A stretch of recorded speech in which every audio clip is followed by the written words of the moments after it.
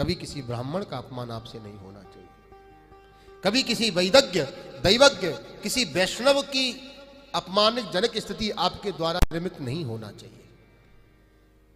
हरि रूठे तो राखे सदगुरु, पर गुरु रूठे नहीं कोई। भगवान आपसे विमुख हो जाएंगे तो संत महात्मा दया कर देंगे तो वो संभव है, संभव है कि वो मन जाए, लेकिन भगवान आप संत महात्मा कहीं आपके विमुख हो गए तो त्रिकाल त्रिलोकी में कोई आपको बचाने वाला नहीं है। भगवान अपने बाल गोपालों को हमेशा यही सिखाते हैं, कभी किसी का अपराध मत करो। भगवान एक बार बच्चों को लेकर के कंदुक कीड़ा करने के लिए गए वन में, तो भगवान तो वृक्ष के नीचे बैठ के शयन करने लगे। बालक गेंद खेलने लगे, गेंद खेलते खेलते कुआं में गिर गई। बच्चों ने झांक करके देखा, उसमें बड़ा भारी गिरगिट पड़ा हुआ था। बाबा बाबा देखिए बड़ा भारी गिरगिट। तो भगवान आए, उस गिरगिट को स्पर्श किया तो उस जीव की गिरगिट योनि शांत हो गई, उसमें से दिव्य पुरुष प्रकट हो गया।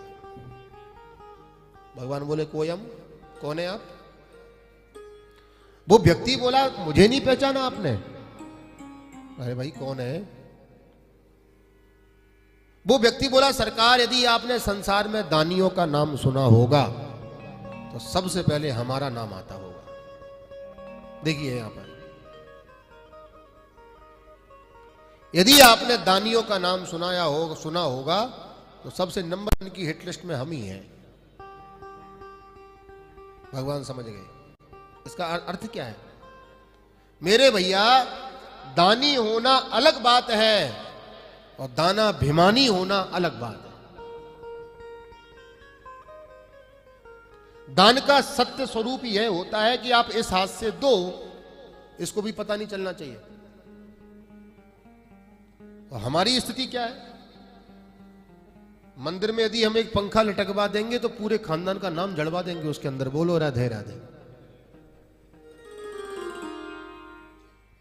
न करने से कुछ उपाय करके यदि होता हो तो वो भी ठीक है, लेकिन दान का सच्चा स्वरूप यही है। उसकी गाथा नहीं गाना चाहिए, उसका गुणगान नहीं होना चाहिए, उसका वर्णन नहीं होना चाहिए।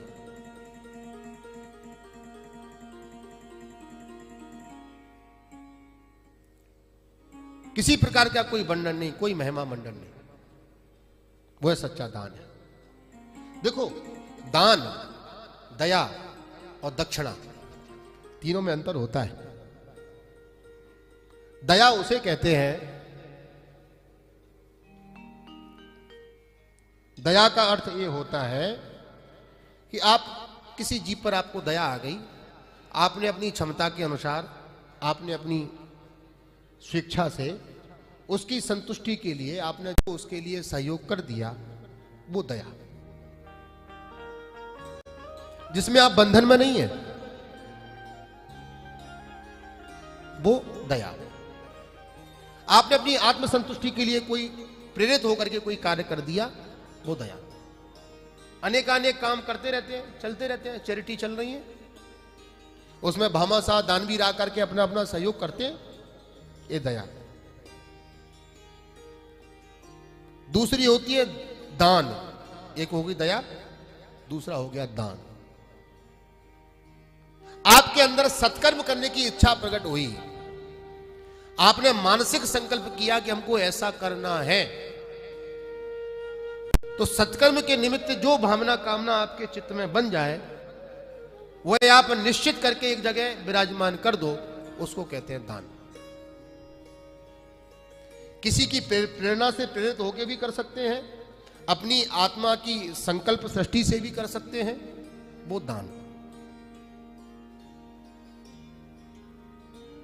दया में पूर्ण स्वतंत्रता, दान में थोड़ी बाध्यता। और एक बार आपने जो संकल्प बोल दिया, एक बार आपने एक मुख से जो निकल गया, ध्यान देना, हर स्थिति में उसको पूर्ति करना इस सनातनी का धर्म होता है। संकल्प की पूर्ति करना ही चाहिए। योगदान, दया। तीसरा शब्द आता है दक्षिणा। कोई वैदिक ब्राह्मण, कोई आचार्य, आपके कल्याण के लिए, आपके पितरों की मोक्ष के लिए, या आपके जो भी यथा भावना कामना रही हो, उसके लिए यदि कोई व्रत करता है, यज्ञ करता है, तप करता है, अनुष्ठान करता है, तो उसकी पूर्ण संतुष्टि के लिए जो द्रव्य दिया जाता है उसे कहते हैं दक्षिणा। दक्षिणा का अर्थ ये नहीं होता कि आपके मन में जो आए सो आप दे दोगे, नहीं। उस वेद पाठी के, उसने जो श्रम, उसने जो तप, पूर्ण नैष्ठिकता के साथ, पूर्ण विरक्त भावना कामना से, पूर्ण श्रमिक होकर के 8-8, 9-9, 10-10 घंटे, 11-11, 12-12 घंटे आपके घर पर बैठ करके अनुष्ठान किया है, उसकी संतुष्टि करना आपका ध्येय है, धर्म है, उसको कहते हैं दक्षिणा। और उसको संतुष्ट होके ही जाना चाहिए।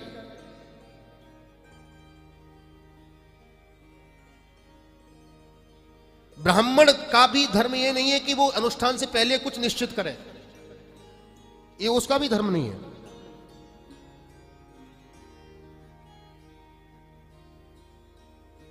और यजमान का भी वह धर्म नहीं है कि वह उसको पैसों के तौल में मोल करके लेके आवे। ये वैदिक क्रिया है। मैं हमेशा इस बात को कहा करता हूं, आप डॉक्टर से डिग्री मांगते हो ना,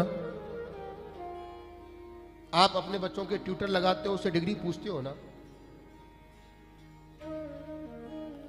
आप किसी भी एजुकेशनल ट्यूशंस को, जो भी हो, इंस्टीट्यूट हो, आप उसकी क्वालिफिकेशंस लेवल पूछते हो ना, उसका स्टडी लेवल सर्च करते हो ना। मैं इस बात को, हमेशा इस बात को कहता हूं, आपके घर कोई वेद पाठी वेद पाठ करने आए, आपके यहां कोई वेद पाठी यज्ञ करने आए, कोई तप करने आए, आपका राइट बनता है, आप पूछिए, पूछना भी चाहिए। और नहीं पूछोगे तो वो जो करेगा वो आपको वही मानना पड़ेगा।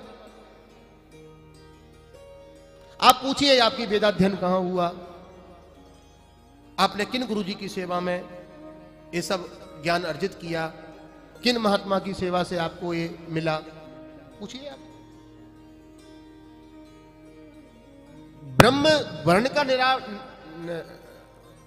पराभव नहीं है इसमें। आपको किसी ब्राह्मण को दान, दया, दक्षिणा जो करना हो वो आप करिए, जैसा आप करते आ रहे हो वैसे करते रहिए। लेकिन तप, अनुष्ठान यदि किसी से कराना हो तो किसी पढ़े लिखे विद्वान से कराइए। बोलो राधे राधे।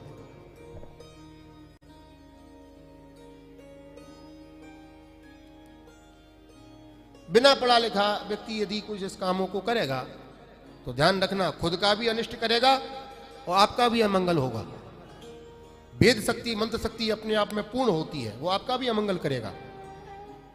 अनुष्ठान यदि कराना है तो वैदज्ञ ब्राह्मण से कराइए, और वैसे दान धर्म करना है तो करते रहिए। आप नहीं पूछ रहे हो इसलिए कोई भी चुटिया लटका करके घूमता नजर आ रहा है। आप पूछिए। धर्म को ठेस, धर्म का पराभव जितना अनभिज्ञ समाज से नहीं हो रहा है, जितना कि उससे ज्यादा धर्म के ठेकेदारों से हो रहा है।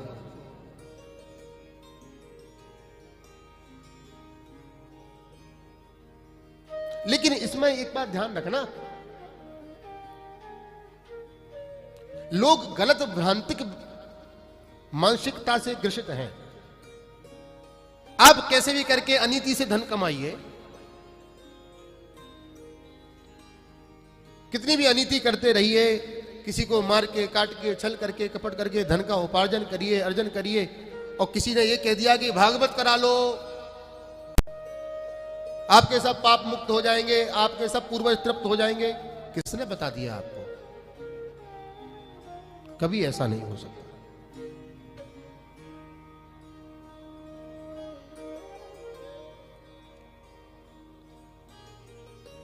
अर्थ के बल से कभी धर्म का पक्ष प्रबल नहीं होता।